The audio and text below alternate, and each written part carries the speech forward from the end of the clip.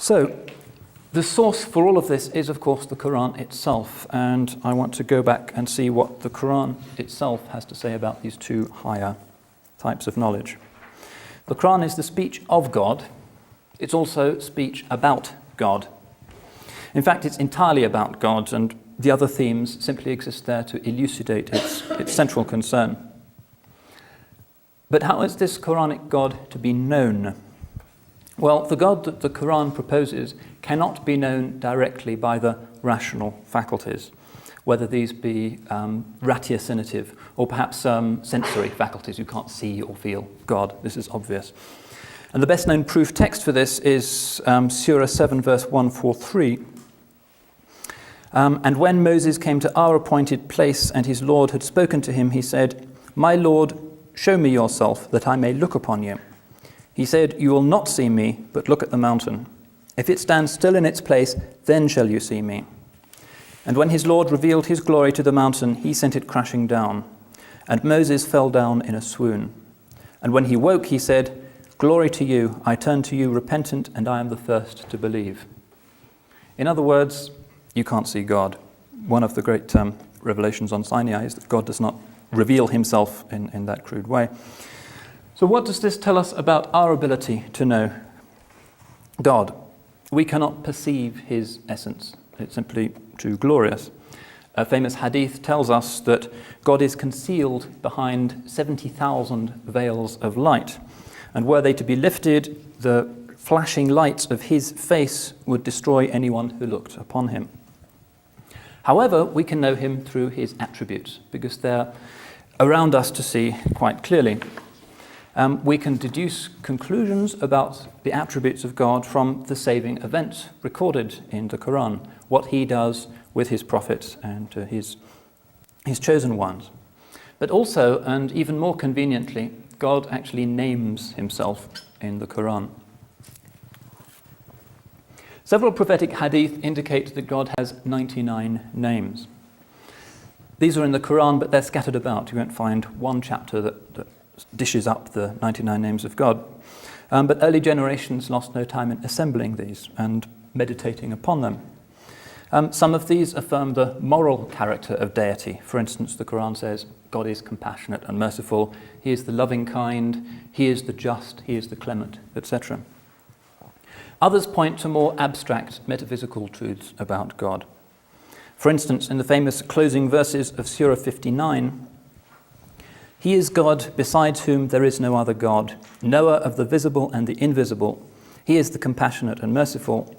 He is God, besides whom there is no other God. He is the sovereign Lord, the Holy One, the source of safety, the keeper of faith, the guardian, the mighty, the powerful, the proud. Exalted is he above any partners they ascribe to him. He is God, the creator, the originator, the fashioner. His are the most beautiful names. All that is in the heavens and the earth glorifies him, and he is the mighty, the wise." So immediately we see in the Quran a distinction between the moral and metaphysical qualities in God as disclosed in the names. But a further and related distinction also imposes itself. This divinity, Allah, is axiomatically one. This is the primary message in theology that the Quran gets across. He is one both in himself,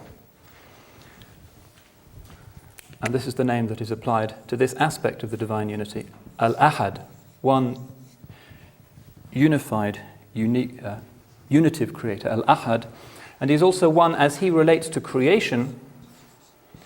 This comes from the same root, has different resonances, Al-Wahid. So this oneness has a dimension of transcendence, and it also has a dimension of immanence.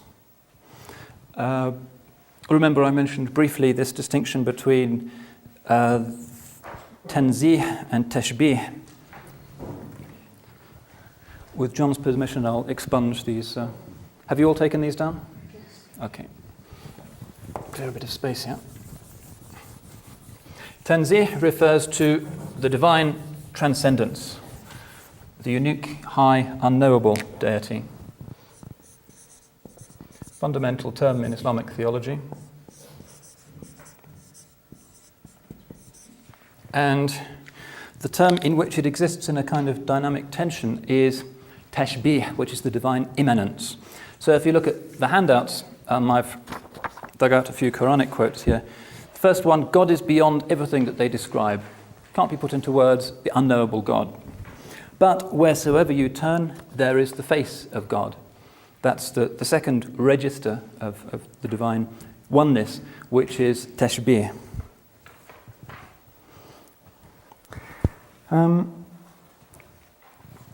So we find in this first register, tanzih, that the prayer, the 5 daily prayers of Islam, the salat that happen in the mosque, emphasize this first register. The keynote of the prayer is this constantly repeated phrase, Allahu Akbar, the non-comparative comparative God is greater, which is referring to the divine transcendence and God as Al-Ahad. In other words, he is greater than whatever we can assert about him, and greater than any conceptualization that we might have of him. So this divine transcendence is written into the most fundamental devotional practice of Islam, and it's also a key Quranic postulate which emphasizes the gulf between the absolute and ever-living God on the one hand and the relative contingent nature of creation. Between the two, there is no commensurability, no common measure. In the second register, we find the Quran balancing it with some clear assertions of the divine proximity. I mentioned one from this handout. We also find, for instance, famously in Surah 50, verse 16, we, i.e. God, are nearer to man than his jugular vein. In Surah 8, verse 24, God stands between a man and his heart. Verses speak of God's hand, his face, and so forth. These anthropomorphisms are, of course, to be understood only metaphorically. And the Quran also introduces a concept which is the unfolding of the tashbih, of the immanence, which it calls barakah. I don't know if some of you got to see a movie that appeared 2 or 3 years ago by Coppola, which is called Barakah. It was shot in 70mm, and really to get the impact of it, you have to see it on a proper big screen. And it's a narrative-less sequence of incredibly beautiful images that attempt to convey, in as much as the silver screen ever can, the sense of the sacred. This idea, as we look, for instance, out of our windows here at Dar al-Islam and see this staggering scenery, that there is something infused into the natural world that is not of this world, but that recalls the presence of the divine and invites us towards it. And this concept of barakah is a key Quranic term. And in fact, Coppola noted that he'd borrowed this term specifically from the Quran and from Islamic spirituality.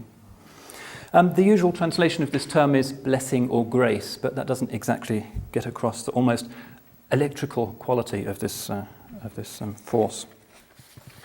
Now, the Quranic view of the natural world is precisely that it is a locus of barakah and a locus of theophanies, of manifestations that recall and point to the divine source of everything. The world is an endlessly complex, exquisite unfolding of the 99 names. The existence of the world is other than God. Islam does not go in for Hindu-style pantheism, equating the world in any sense with God. No, the tanzih is always recognized. However, the wujud, the being of the world, does partake in an ultimately inexpressible way in the divine nature, inasmuch as the world is a kind of shadow of God. That's the most that can be said.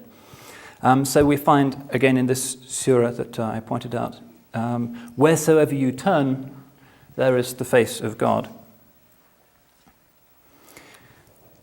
So this tension between the moral and the metaphysical attributes of God, seen differently, the divine transcendence and the divine immanence, is the most fundamental of all of the Quranic postulates. And it underlies most of subsequent Muslim theological and also mystical reflection. Theologians obviously focus their attention on the register of tanzih, the divine transcendence, whereas mystics are interested in the divine immanence. But in fact, if you look at the literature, you'll see that neither was fixated on one to the exclusion of the other. And it was typical in medieval Islam for mystics also to be theologians, theologians also to be mystics. Ghazali was the most obvious example of this. So you'll find in the theological tracts, flashes of mystical insight come in. Also, the mystics will be happy to introduce formal theological themes. Now, this tension dictates the key features of Muslim theology, and you won't understand why Muslim theology is the way it is without understanding this dialectic.